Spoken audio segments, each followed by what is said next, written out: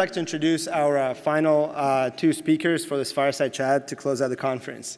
So seated on my left, on your right, is Professor Tom Eisenmann, who really needs no introduction for those of us who are from HBS. He's a Howard Stevenson Professor of Business Administration, co-chair of the Rock Center on Entrepreneurship, and cheerleader of all things to do with tech and startups here at HBS. He created a Launching Tech Ventures class and is teaching Product Management 101 right now. And hopefully we'll have some great conversation with Chris Hull, who's seated on my right, on your left. He's a founder and CEO of Life 360. We'll learn a lot more about it. He founded it in 2008, and it keeps millions of families close together. He's literally redefining what family life means in today's world. So it is my distinct pleasure to welcome both Tom and Chris to Cyberposium stage for the first time. Thanks, Dimitri. Welcome, everybody. Thank you, Chris. Thanks. So Life 360 is the biggest internet company I've never heard of. Getting ready to moderate this discussion, as I was kind of embarrassed, and I assume, Chris, you run into this. So I'm going to give the group a sense for the flow of the discussion. I had suggested that we spend a little more time than usual getting an overview of the business, what you do, who the customers are, how you monetize, how you're funded, and so forth. So that we'll focus on the present, dial it back to the past when this was just a glimmer in your eye, and even before then, sort of a little bit on your background, and talk about how you started it, where the idea came from, how you assembled the team, where the initial funding came from, what version 1 looked like, and so forth. And then we'll do a big jump to the future and talk about strategy going forward, interesting moves to turn the service into a platform, a lot of activity around Internet of Things, and get you to talk about that. And then step back a little bit and talk about some of the challenges and what lessons learned in scaling a startup. So, and then we'll reserve the last, we've got 50 minutes. We'll reserve the last 10 or 15 minutes for the crowd. And I gather you guys have been using Pigeonhole, which works great, but we decided we like to see humans. So Pigeonhole has the merit of getting really good questions, but live mics have the advantage of sort of a human getting up and sort of putting it out there. So we'll go that way.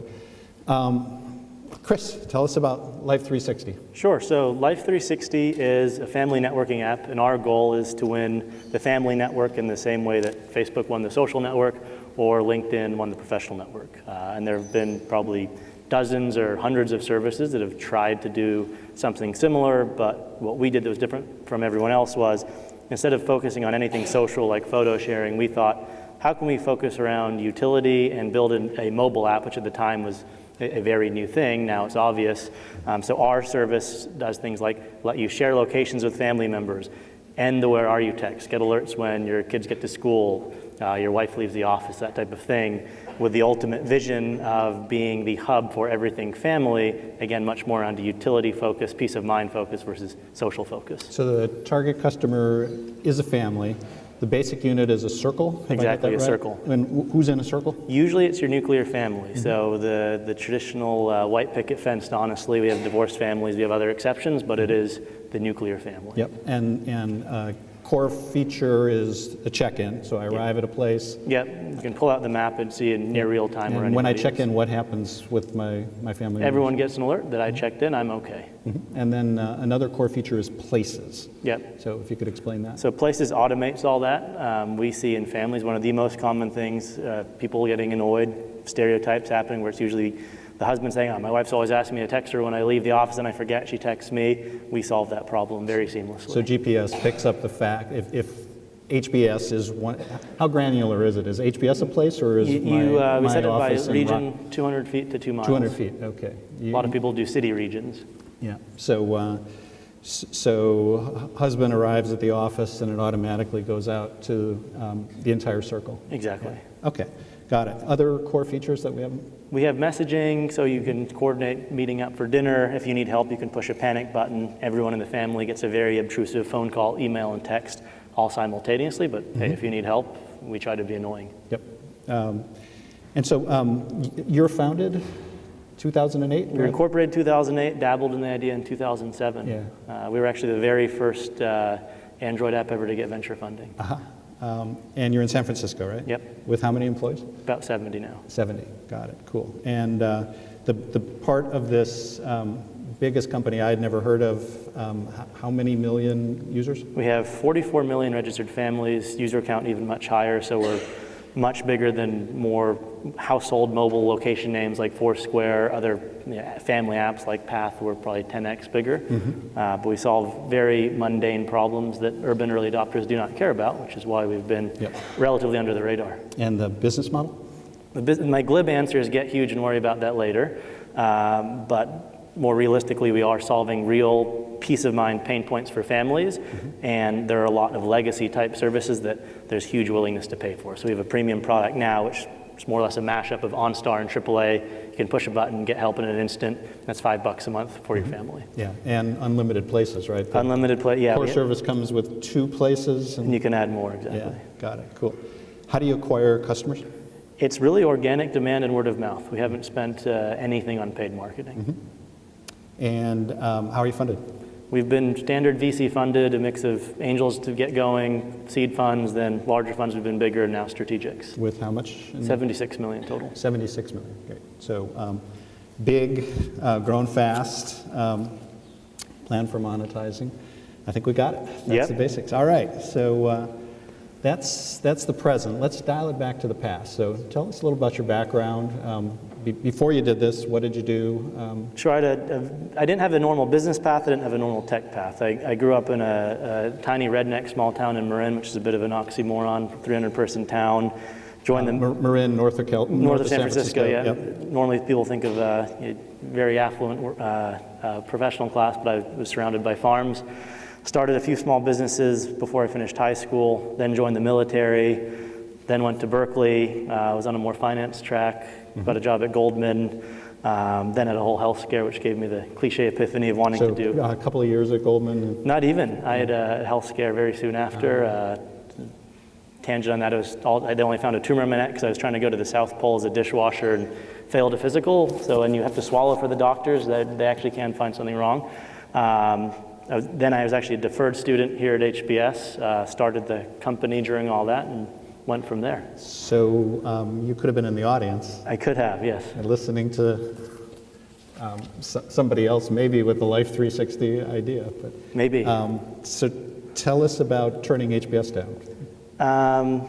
So I had a health scare. I really threw my life in turmoil where I thought it could be bad. Got good very quickly. But since I had all this time in my hands, I had this idea. I was like, I'm going to take a stab at it. I had got in here. I asked for deferral. And I actually got another deferral because we took a while to really get going. I wasn't sure what I wanted to do.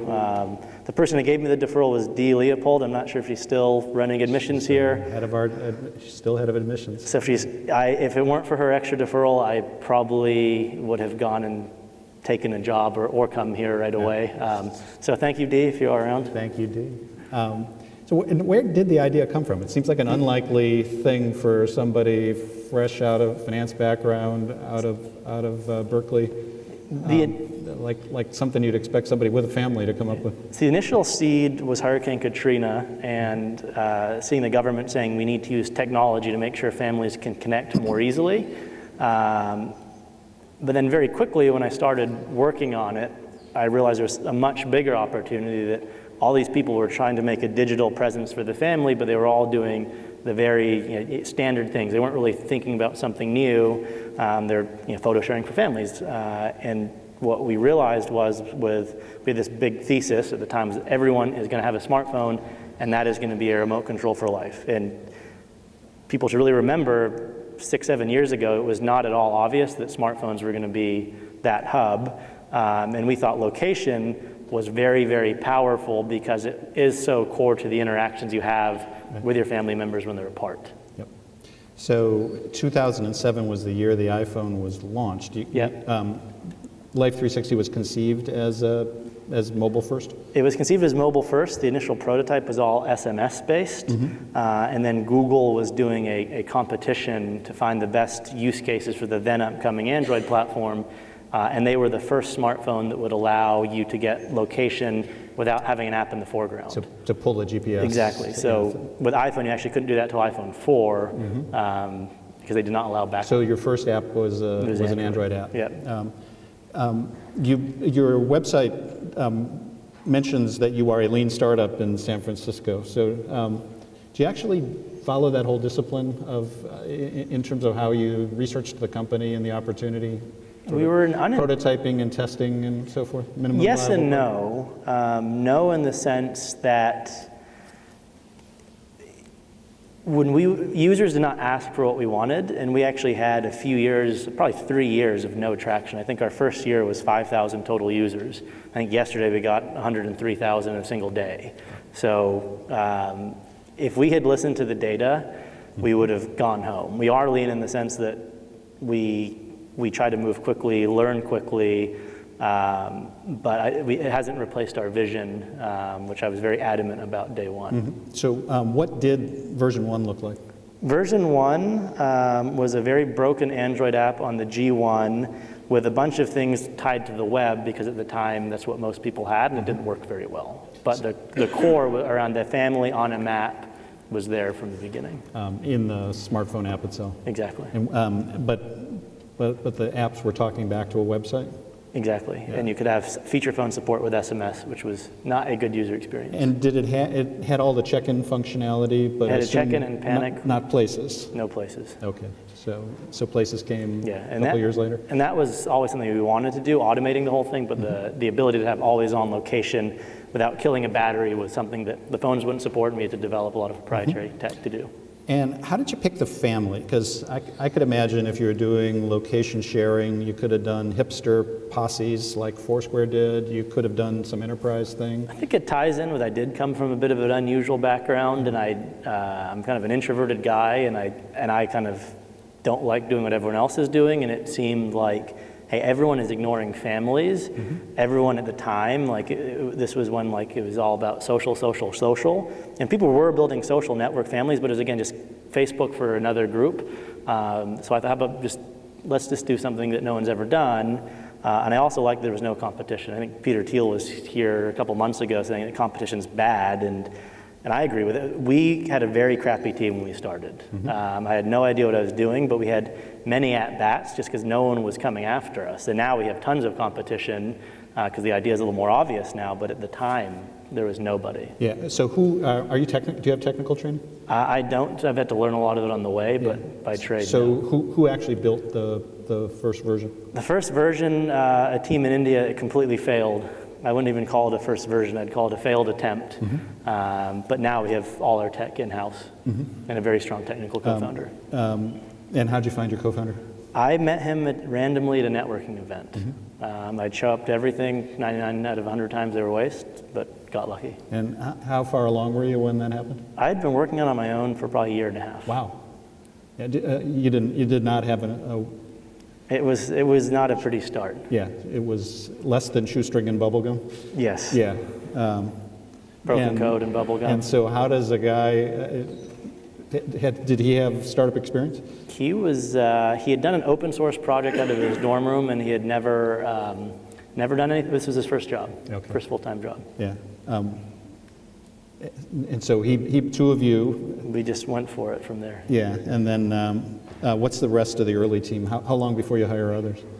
So when we were trying to win this, so Google was putting on a competition for best Android app. So I just told the world what I was doing, and I had a hodgepodge team of different coders that did a little bit. So until we got our first real funding, we would just piece things together in a very broken way, which I don't recommend to anybody, but we did what we had to at the time. Yeah, and so tell us about the first real funding.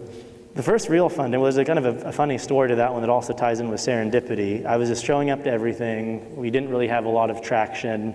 I entered a business plan competition at Berkeley, met a judge there, Mark Jacobson from OATV. He invited me to this startup event. There's a dinner for startup founders. I sat next to a guy who I didn't know who he was, called Evan Williams, who is probably people know who he is now, the CEO of Twitter. We just started talking. He was sort of a big name then, but not as big. Next to Evan, a guy named Dave McClure sat down, who was thinking about becoming a VC. And Evan introduced me to Dave. I didn't know who the hell Dave was. and Dave thought I was a big deal because I was buddies with Evan, and we became Dave McClure's like sixth investment, and he got us off to the races. McClure, before he did 500 startups, did Facebook Fund, right? Yeah, and So before that he did a Founders Fund, Angel Fund, Group, and before yeah. that is private. So. And you were in that very first We thing? were before even Founders Fund, and then he invested in Founders Fund, then Facebook Fund, then. So Facebook Fund is an investor in Life 360? Yeah, we were one of Facebook's and few 500 investors. startups is? Yep. And so who are the rest of the? So we've yeah, done. I forgot to ask that when we did the. We have some traditional VCs like Bessemer and DCM and a bunch of seed funds, then strategics like Samsung, BMW, and ADT. ADT, for the folks in the audience who don't know what they So do. the world's largest home security company. Got it, cool. So funding, the business model, clear from the start that you'd try to do a freemium, or did that? Very quickly became clear. Since I did have a finance background, I was much more like, well, how do I make a DCF around this? Yep. But I've been a big convert that business model for a network company should not matter. And when people challenge me on that, I really say, find me one single company that's got a critical mass of engaged users that has not been able to monetize. And I think that is a non-existent problem. Instant messaging? I'll ask you this. Instant messaging? You can monetize by selling yourself to... You can, but I mean, even if WhatsApp got $1 a year per user, they're getting hundreds of millions a year in revenue. So maybe they weren't worth 20 billion, but you're still talking about a business, even at common low multiples, is a $1 billion business. I'll buy it. I'll buy it. Pivots in the first year or two. So it's pretty typical for a startup to change the target customer, change the business model. We have been very, very firm about the vision since day one. So there were no pivots there. The one thing that was a big shift and also a lesson learned was we were very emergency focused. We moved towards daily utility. It's the one thing to keep in mind, especially on mobile. The friction of getting a user is so low, but to lose a user is almost just as easy. If you do not have daily engagement, you're out of sight, out of mind, and you're dead. Right. So if you look at every big major mobile player, you're using them on a very, very regular basis. Yeah. So the core use case changed some, but Yeah. always the family and always So we location shifted on we're an app to keep your family safe towards we're an app to make your life easier, of which peace of mind and safety is a big component, but not the be-all, end-all. Yeah. So it took years, by your description, before you really got traction. Was there a moment, if you sort of look in that time stretch, where you finally were able to kick back and say, this is magical, I know we're out of the woods, I know we're going to make it, I know we're safe? I don't think we're safe yet. We're definitely not out of the woods. The blessing and the curse of network businesses, for any major network, there's only one winner. So you have to be first. We know Google's going to be competing with us soon. There's tons of competition. So until we have hundreds of millions of active users, we are absolutely not out of the woods. Yeah. But I would say there have been two real moments that have given me some relief. The first was Christmas 2011 or 2012, I'm forgetting exactly now, but it seemed like there was this big confluence of younger kids getting smartphones, the whole vision of like mobile and the phone being a core of that being a when, not an if, and people realizing that there were use cases beyond just playing games and phone calls. And we saw really overnight our adoption. It might have just been a holiday season where this all came together. The organic demand for a product probably went up by 10 or 100 times. Wow. And one was going from no users to tons of users instantly. In a space of a few months. And it was nothing we did. Yeah. So you said there were two moments. So that was when I knew that we were going to get users. The second moment's actually really come in the last 6 months, where it's felt like the market is actually understanding what we're doing. A lot of it was validated when ADT, the home security company, invested $50 million in us. It was, why does this matter? Like, why is this not just an app that's a child tracker, but people actually understanding that having this network of family members where you know where they are all the time is a big, big deal. I mean, with ADT, we're going to be able to know your entire family's out of the house and automatically lock the doors, turn down your thermostat, and turn on your home security system without the user doing a thing. And all these big guys in the IoT space are realizing if they don't have the family, they're at a major strategic disadvantage. So a product like this that crosses the family and at its core you got the 17-year-old who's just started driving, Yep. sort of probably with some ambivalence about whether mom and dad know where she's going. How does your team learn about, it's a very subtle thing, right, the relationship between family members and so forth. So how do you understand that, and how do you incorporate what you've learned about how families view an application like this into the design of the product? What's the mechanism for making sure you can actually activate the thing because you meet both the parents' needs and other families' members' needs? Sure. So I'd say there are three things we do. First part, it's a little bit arrogant on my part. It's like, I have a vision, I think this is what the world's going to be like, and we're going to build towards it, and we hope it catches up. So one example, we're building a calendaring app right now. If we ask our users what they want, they're in the users that respond to that survey are in the context of like a desktop calendaring app. Right. What we're thinking though of is like, who are the tens of millions or hundreds of millions of people who don't have a desktop? They probably are using Post-it notes on the fridge. Let's compete with Post-it notes, not Gmail. Yep. And that is a gut-driven instinct, and I'm ignoring the users. That being said, though, we do listen to users, and like for calendaring, which we're building now, tell us how you are using these things. How many events per week are you at with your family members? What are the biggest challenges you have with getting everyone in the family to an event? So in that sense, really, like, what are the pain points versus like, what solution do you want? That's kind of how we think about it. It's two different things. And then we do this component. And who does that inside? You have product managers inside the company? We have product managers that do it. I also do it myself. I think it's very, very, just as we've gotten bigger, I've realized it's easy to lose touch as a founder with your customers, so I've forced that discipline on myself. But my third point, though, which is different than most people's, we have an interesting problem where we have the downloader, which is mom, and then another perhaps less enthusiastic consumer, which is a teenager. So we have to make mom happy and the teenagers tolerate it. Which is actually very easy once they get it on, because we see like teens actually end up with way more freedom when they use Life 360 because they don't have to call mom every hour and mom can just pull out the phone, okay, good, they're not at the hospital, it's great. And so once we get people using it, it's easy, but that adoption is a challenge. Yeah, I got to say, my wife, when I described it this morning, she lit up and loved the idea.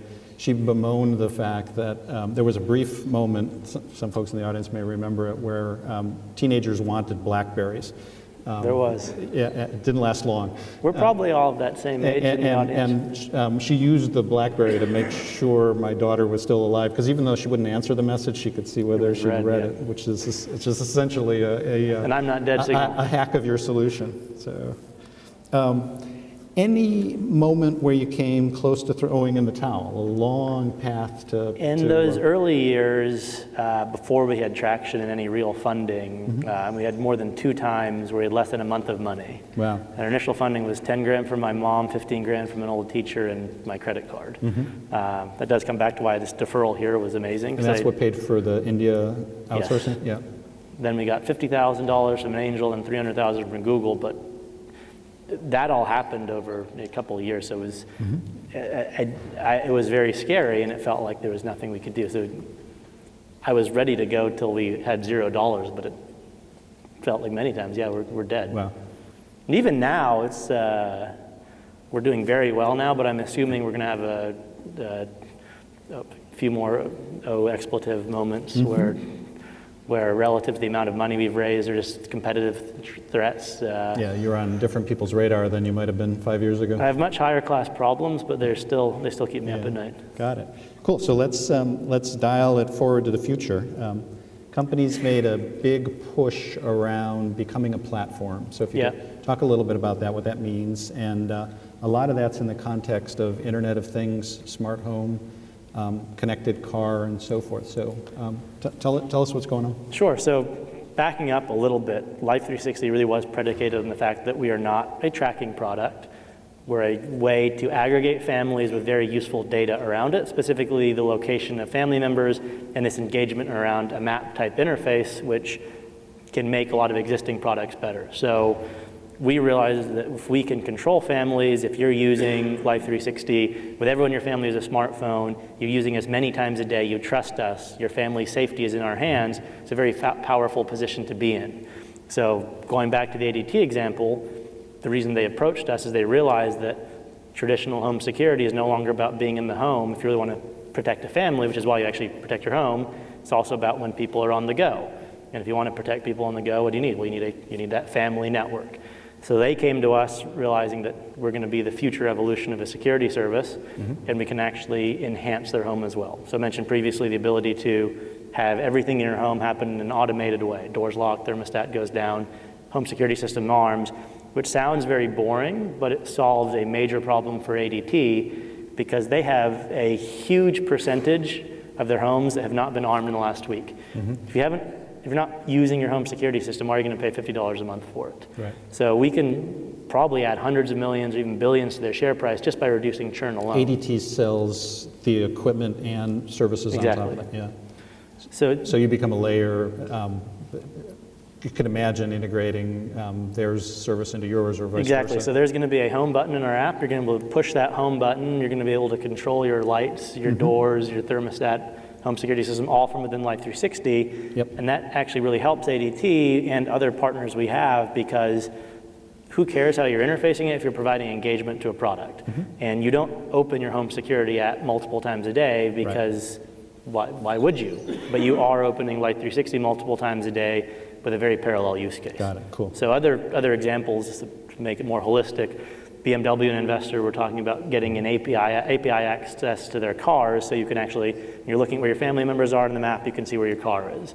Or even Samsung's another investor, they obviously have a lot of wearables, so if they ever did a wearable for senior citizens or kids who don't have smartphones, so they're a very natural plug-in that will drive sales and engagements of those products. So all that pushes you in a couple of directions.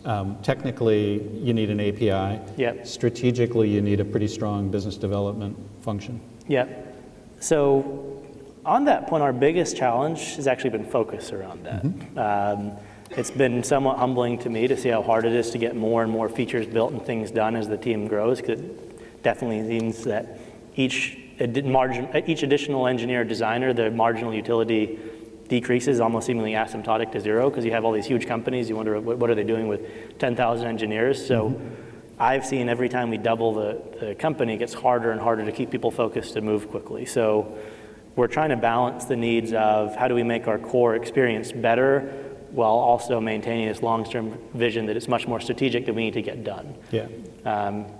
So technical problems have been very low, but kind of people and focus problems very high. Who maintains the roadmap? Is that you? Do you have a head of product? I maintain the CTO? roadmap, how we've divided work. I manage anything 3 months longer or out, but anything 3 months or less, I'm pretty hands-off on. So I think as is the case with a lot of people who are very good at the early stages, which much more are strategic and just getting in the weeds and getting things done. It's a very different skill set than being able to turn the gears of a larger team. Yeah. If you can sort of pull back and talk about some of the lessons you've learned about scale, because you've scaled pretty dramatically over the last couple of years and very fast. Some of the lessons learned about scaling a tech startup. So pace is always a tricky question. I mean, sometimes it's not under your control. You're growing slowly and there's not much you can do about it. But you probably have choices now about how fast you can go. Yeah, so so how do you know when you're going too fast or not fast enough? So I can't say I figured this out, because I think it's any company that's growing, every time you hit a new steady state, what worked even 6 months ago is broken again. But the tension we wrestle with, and it goes back to some of the questions you're asking, are we a lean startup? What is more important, a big bang release where there's big changes, or keeping a cadence in the team? So I think a mistake we had previously made was not releasing often enough because it was hard to keep the team on a rhythm. So now we're much more adamant. We release every month, and it might not be a big release, but it's able to keep the team on more of a regimented schedule, so we know that this is going to happen on this date, and no one really has an excuse for it. We are launching now. You've got to get your users then to upgrade to whatever that release is. Fortunately, in the last 12 months, both Apple and Android don't have auto updates, so that used to be a big problem, but we see something like 90% of our users on auto update. Makes sense.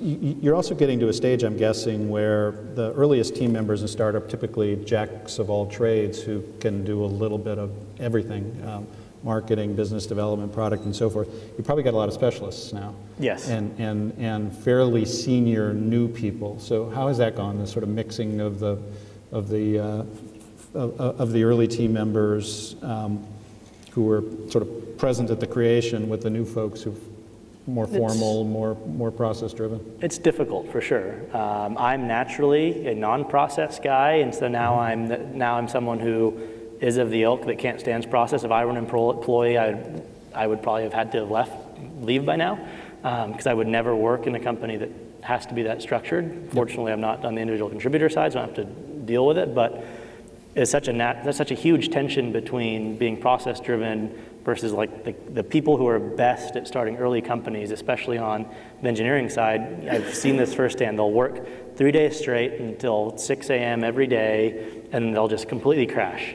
And they get probably 5 or 10 times more done than the engineer at a big company, but that doesn't scale when you have codependency. So Right. some of those people have left. My co-founder was that, he was the archetype of that. And when we did scale, and we had a pretty open discussion, like, can you be the manager in this? Tried it very quickly, realized we hadn't, and we found a new CTO that would have been absolutely terrible at actually Is the co-founder still with you? Yeah, he took the president role. Okay. So he's being much more outbound, being a mentor to the coders, but he doesn't manage any of them. Yeah, Dimitri mentioned I teach a course on product management, so I'm curious, how big were you? How many employees when you hired your first professional product manager? We had organic product management come up probably around our Series A, but I say organic in the sense that it bubbled up from the team, was done very poorly. But we brought on people who really knew what they were doing, who were gray hair, if you will, more probably after we had about 20 people. Yeah. I would have done it earlier if I could do it again. It's a classic problem at Dropbox, Foursquare, OPower, all hired and fired their first product manager at about 30 employees, just because it's traumatic for an organization that's been fluid, working the way you just described, to sort of have somebody come in and put some. I would say that if your company wasn't chaotic early on, that's probably a big problem, honestly. So this is more on the finance side, but our investors at BMW, the ventures team is great, but they have this finance team that looks like a big company, and they looked at our books, and I thought, this thing is a huge mess, the CEO's incompetent, he needs to go. And my point to the ventures guys, like, if I was spending my time on making sure every piece of accounting was done right, it would have been time I wasn't spending on actually making a product that our customers love. So I think a bit of chaos and brokenness is probably a good thing early on. Sounds good to me. The last comment brings up your role as CEO. So we know what that looks like when there's 2 or 3 of you. It's very different when there's 70. So what's it felt like? How is it different for you today than it was 5 years ago? It's not doing what I'm naturally good at or enjoy doing, which is tough, and I'd like to scale with it. Yeah, which is the product. Yeah, I'm the keeper of the vision, and that's what I would have a very hard time handing off. And I think if I did hand it off to someone who was more regimented or purely data-driven, it would not be a good thing. So I've had to learn to over-communicate. I have to say the same things 10 times to the team. I have to explain why, which I really don't like, because explaining why slows you down. And I'm the type, this makes sense, and I just expect people to get it, which doesn't work when you're getting bigger. You have to deal with investors. You have to be more outbound. So it is a challenge, and it's a natural growing pain. Startups out there or managers of entrepreneurs that you look to for inspiration and as role models? I'd say I'll give a couple examples. These are cliches, but for good reason. I like people like Elon Musk. It's the crazy big swings. If Life 360 is a big success, I'd love to do something just as crazy. More going back to other ones, LinkedIn's been a great inspiration for Life 360 in the terms that it was relatively slow growth model. LinkedIn more or less has doubled every year for many years. It took a long time before it really took off. I mean, there's a bit of irony when if you go to a VC and say you're doubling every year, that might not excite them, but do the math. If you keep doing that for a few years, all of a sudden you're a behemoth. So we're very slow growth in the sense that we're never going to get 10 times our user base in a year, but if we can keep doubling, we'll be very, very big, very fast, and people will wonder how the hell we came out of nowhere. Yeah, cool. My guess is you're going to tell me that you can't imagine doing anything else but running Life 360 for the rest of your life. But if you were going to launch another startup, would you do anything differently next time around? I can imagine plenty of other things than running Life 360, to be honest. Cool. But I don't have to have issues raising capital now. I'm sure that would be very easy. So it's, if I were to give advice to myself 7 years ago, I mean, it is the cliches. Read any cliche startup advice. It's probably right, but it's understanding those cliches that are tough. And for us in particular, the biggest thing for me starting out was not having a good technical co-founder. And I see with my friends who have business backgrounds, if they've already been working on the idea for a little bit, they're very reticent to give up a huge chunk of equity to someone who might be younger and a lot less seasoned and not have the pedigree. But and for every company that made it without a good technical co-founder, 1,000 probably failed. And if you're doing a startup and you already have the odds so stacked against you, don't try to be the exception on things like that. Just give up the equity. I basically brought on an equal partner even though I've been working on it a year and a half. So that'd be my biggest one. Cool, excellent. Audience, what do you want to know?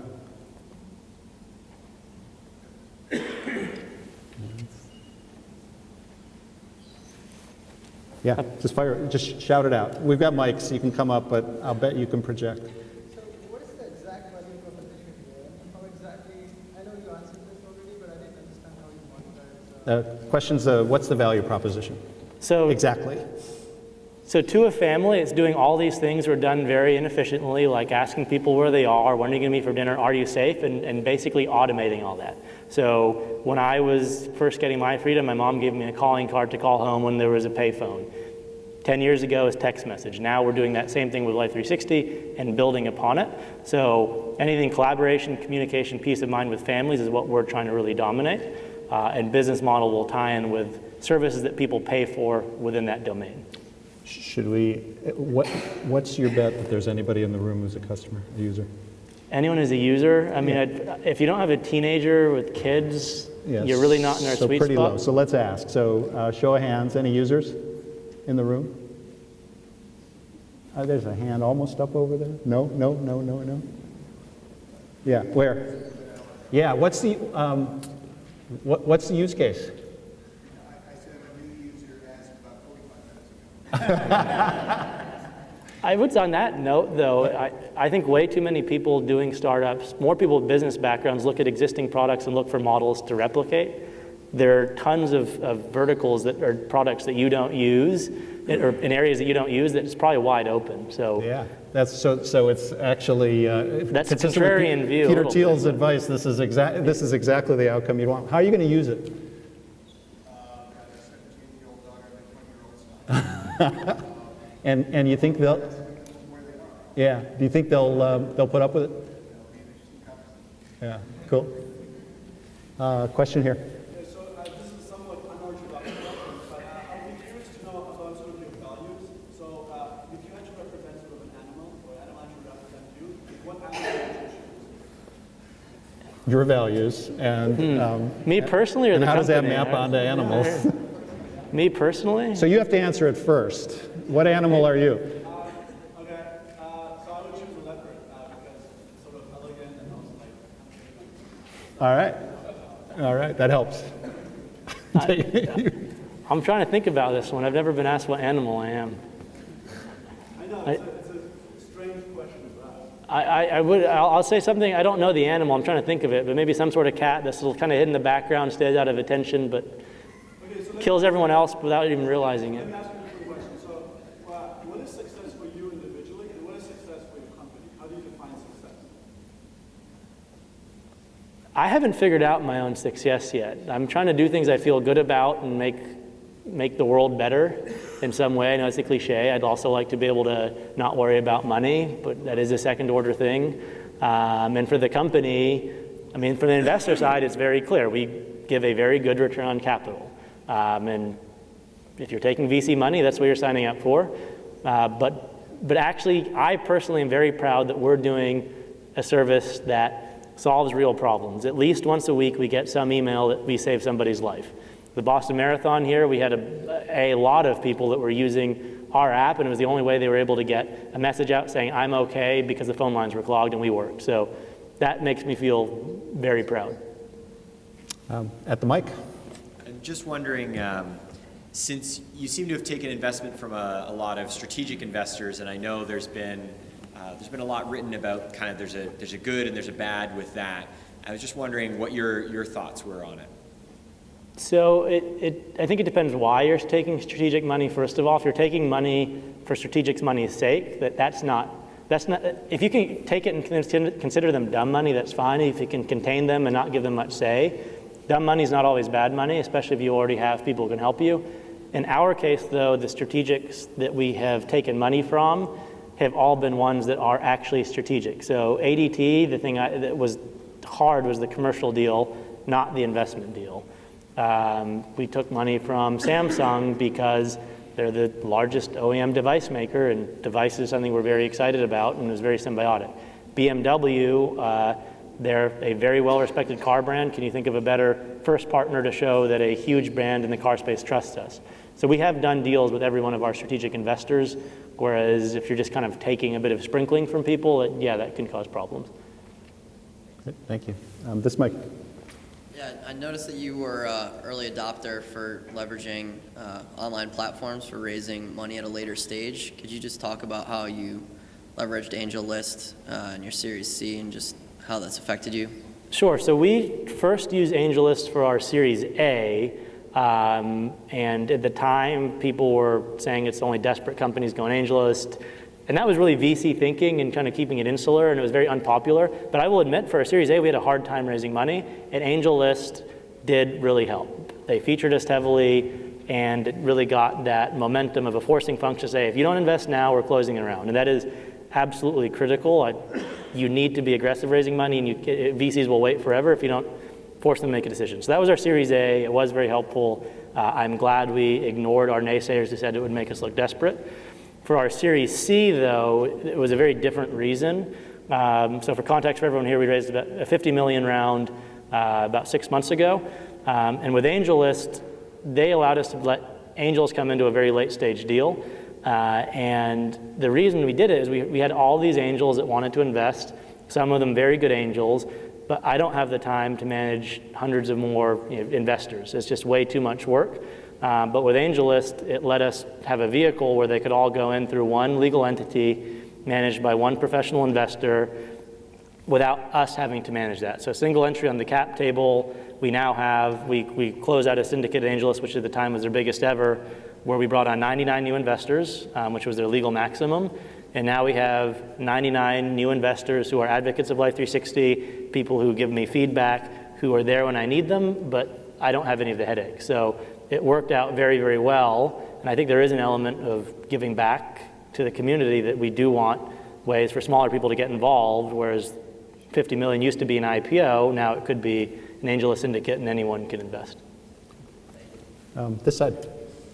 What are your plans for international expansion given differing cultural norms for parenting around the world? So we're already 70% overseas, but philosophically a debate we had just to really put a framework around this, would you rather have an A+ product in the US or a B product everywhere? So our firm decision is we need an A+ product in the US to completely dominate a region, and as long as we work everywhere else, that's okay, even if perhaps there would be regionalized features that would be better. Just because it is so hard to go region by region. Is it a single English language version everywhere? Or we only did a localized version the last 3 months. We have 15 languages now, and we're going to go up to 20 next month. Mm-hmm. Did you get what you need? Yeah. Internationalization is really hard. It sounds easy, but it's a huge thorn in people's side. So I would encourage people to stay focused, because the world is moving to the winner having just the best product, and until you have that massive network, you're hugely vulnerable. So I think the audience probably has a good fix on who might compete with you in the U.S. I mean, there's overlap, obviously, with Foursquare, and there was a whole series of similar services that sort of have died along the way there. Has anybody outright cloned you overseas? Tons. Yeah. If anyone here has an international phone, try searching for family locator or any similar keyword, and there are many, many, many competitors. Mm-hmm. Do you have any recourse? I assume the idea can't be protected. Do you have patents? We do have patents, but I don't believe in software patents. We're being sued by a patent troll now and making a big fuss over it. Mm-hmm. But really the recourse is building a big network effect. I don't think there's patents. Patents might slow people down, but they're not going to stop people, and ethically we don't want to go there. Got it. Cool. Please. Hi. 40 million users is impressive, so congratulations. Thank you. I'm curious to hear how you think about branching out and collaborating with different verticals, specifically healthcare, collaborating with health providers or different emergency room services as well. So how are you thinking about that? Is that something that actually is in the plans? That will probably be, eventually with our API, we're going to be an open platform that anyone can plug into. But in terms of doing real collaborations, we have to be very ruthless on saying no to anything that doesn't have the opportunity for immediate scale. So we get a lot of really interesting partnership opportunities with school networks. Like even entire states have approached us about doing things like, could I tie into Life360 so there's an emergency, I can see where all the kids are? Even an entire state integrating with Life360 would not move the needle on scale. So we're looking at things like, how do they impact people across the world, or at least across the country instantly, because it is just so hard to stay focused around a core. But eventually a self-serve API that people can take our data and do their own things, that's how we answer it. So it sounds like you get a lot of inbound business development inquiries. Hundreds per week. And I'm guessing it's a couple of years. A lot of startups, as they succeed, they go from mostly outbound business development where you're little and you're reaching out to big guys, to eventually people start to reach to you. So and I asked you the question when you introduced product management before. When did you formalize business development, hire somebody to manage that deal flow? Our first BD hire came in 2012, and it actually came from a deal we were working on with OnStar. Big company slowed it all down. The guy who was leading that deal said, this thing's never going to get done at OnStar, can I work for you? So we hired him, he switched sides, and we did it ourselves. And he's handling the whole thing. Now we have two BD guys, one international carrier guy and one kind of connected device side. Thank you. Please. Hello. So I think you did a great job in terms of resolving one annoying problem, which is like messaging back and forth within family members to like know how you're doing and if everything is okay. But at the same time, it sort of reduces the interaction between family members, and especially showing how like one family member cares about the other one, and showing these like awareness and kind of emotional state towards the other family members. Have you ever thought on how you can sort of leverage this aspect of your platform to increase interaction between family members in terms of their emotions towards each other, rather than reducing this interaction? So I'll answer your question twofold. First off, I have a big disagreement with you. I don't think we discourage interaction. If you want real interaction with your family, you go home and turn off your phone. The people that have started going a more social focus to families, like Facebook for Families with Facebook features, they've all failed because real interaction is not through the phone.